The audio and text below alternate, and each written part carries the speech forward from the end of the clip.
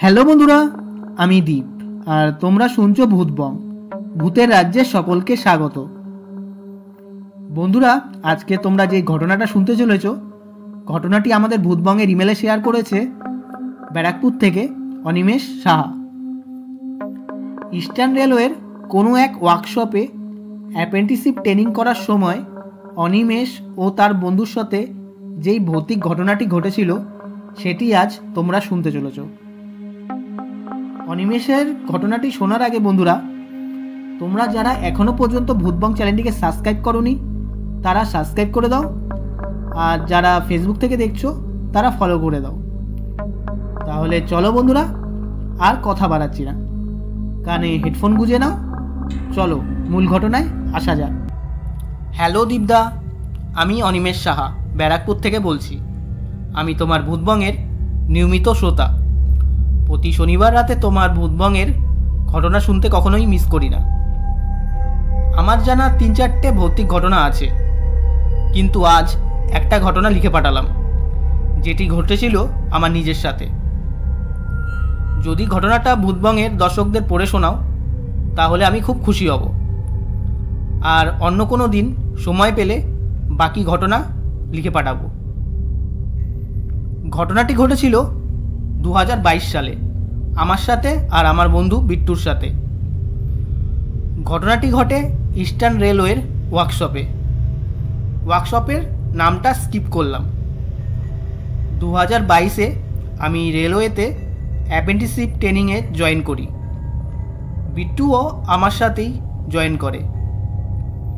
ঘটনাটি ঘটেছিল ট্রেনিংয়ে জয়েন করার 1 মাস পরেই। নতুন জয়েনিং হয়েছি, ভেতরের অনেক কিছুই জানতাম না। একদিন কাজ আসে যে ট্রেনের 2টো কোচ মেরামত করতে হবে। আমি আর বিট্টু যেই গ্যাং লিডারের সাথে কাজ করতাম, উনি আমাদের কাজটা বুঝিয়ে দেয়, আর উনি বলে আমাদের সাথে যাবে। আমরা বলি না স্যার, আপনার যেতে লাগবে না, আমরা এই কাজটা করে নিতে পারবো। আর কাজটাও অতটা বড় বা কঠিনও ছিল না। উনিও রাজি হয়ে যায় আর আমাদের বলে ঠিক আছে, সাবধানে কাজ করিস। আমি আর বিট্টু সেই কাজটা করতে চলে যাই। দুইজন ঠিক করি আমি একটা কোচ করব আর ও একটা কোচ করবে। আমি যেই কোচে করব সেই কোচ থেকে বিট্টুর কোচ 3টে কোচের পর ছিল। আর যেই ট্রেনের কোচগুলো আমরা মেরামত করব সেই ট্রেনটা সেই ওয়ার্কশপের একদম শেষ মাথায় ছিল। আমি আমার কোচে কাজ করছিলাম। 5 মিনিটের মতো হয়নি, অনুভব করি যে আমার পেছনে কেউ একটা আছে। আমি ভূতপ্রেত অত বিশ্বাস করিও না, আমি তাই ব্যাপারটা অতটা সিরিয়াসলিভাবে নিয়েও নি। আমি স্পষ্ট অনুভব করি আমার সামনে কেউ নিঃশ্বাস নিচ্ছে। নিজের মনে একা একা কাজ করছি আর এদিক ওদিক লক্ষ্য করছি কেউ আছে নাকি। কেউ নেই। কাজ করছি, আমার টুলবক্সটা হঠাৎ আপনিই পড়ে গেল আর টুলসগুলো ছড়িয়ে ছিটিয়ে পড়ল।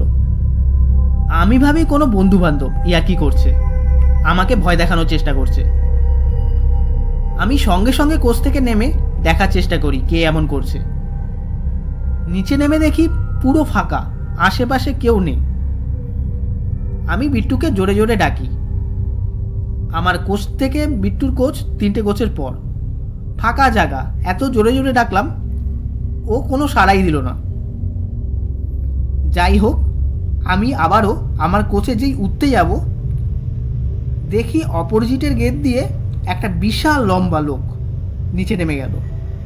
আমি সঙ্গে সঙ্গেই অপোজিটের গেটে গিয়ে দেখি কোনো লোকই নেই। আমি একবার ভাবছি কি দেখলাম, এটা চোখের ভুল নাকি কিছু ছিল।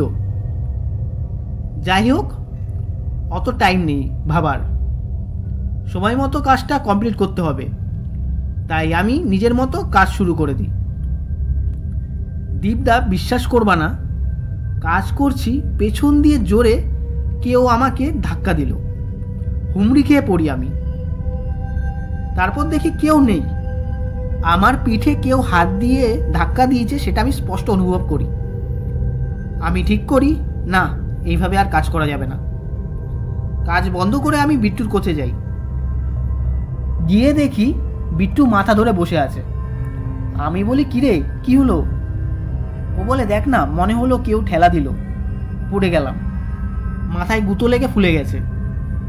আমি বলি, ভাই আমার সাথেও সেম জিনিস ঘটেছে, আমাকেও কেউ যেন পেছন দিয়ে ঠেলা দিয়েছে।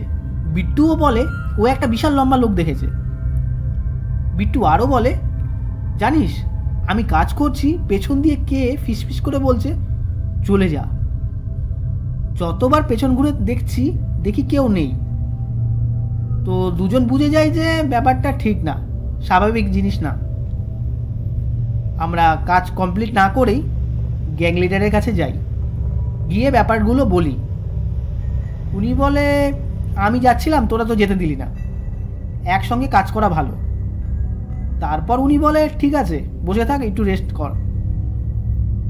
উনি আমাদেরকে খুলে কিছু বলে না। লাঞ্চ টাইমে আমরা বসে খাচ্ছিলাম। ওখানে একজন দাদা জব করে, আমাদের সাথে দাদার সম্পর্কও ভালো। একই সাথে খেতে বসেছিলাম। দাদাকে আমরা ব্যাপারটা বলি। দাদা বলে, তোরা কি পাগল? আমরা বলি, কেন, কি করলাম? দাদা বলে, একা একা ওই জায়গায় কাজ করতে গেছিস? আমরা বলি, কেন, কোনো প্রবলেম আছে ওইখানে? তখন দাদাটা বলে, দেখ ওয়ার্কশপে অনেক ফাঁকা জায়গা আছে, তাই একা একা কখনোই কাজ করতে যাওয়া উচিত না। কোনো অ্যাক্সিডেন্ট ঘটতে পারে, সঙ্গে আরও একজন নিয়ে যাওয়া ভালো।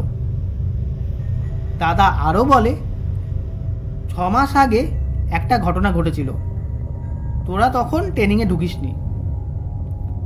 তোরা যেই জায়গায় কাজ করছিলিস সেই জায়গায় একজন স্টাফ ফাঁসি দিয়ে সুইসাইড করে। ওনার নাইটে ডিউটি ছিল। সকালে সবাই এসে দেখে উনি ফাঁস দিয়ে ঝুলে আছে। এরও কয়েক বছর আগে আরও একটা দুর্ঘটনা ঘটে। একজন স্টাফ ট্রেনের নিচে কাজ করছিল, কেউ জানতো না উনি নিচে আছে। ড্রাইভার তখন ট্রেন চালিয়ে দেয় আর উনি কাটা পড়ে যায়। এইসব ঘটনার পর ওয়ার্কশপে অনেক সময় প্যারানর্মাল অলৌকিক ঘটনা ঘটে, তাই তোরা কখনো একা একা কাজ করিস না। দাদারার কথা মতোই আমরা যতদিন ট্রেনিং করেছি একা একা কখনোই কাজ করিনি, সাথে আরেকজনকে নিয়ে কাজে যেতাম। দীপদা, এই ছিল ঘটনা। আশা করি ঘটনাটি দর্শকদের খুব ভয়ের লাগবে।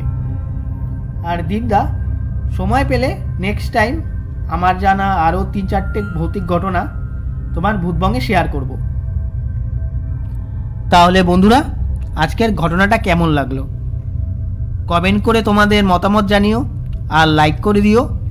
আর বন্ধুরা, তোমরাও যদি ঘটনা শেয়ার করতে চাও তাহলে আমাদের ভূতবঙ্গের ইমেল আইডি bhutbongofficial@gmail.com-এ পাঠিয়ে দিও। তাহলে বন্ধুরা, আজকের জন্য এইটুকুই। Tata, by.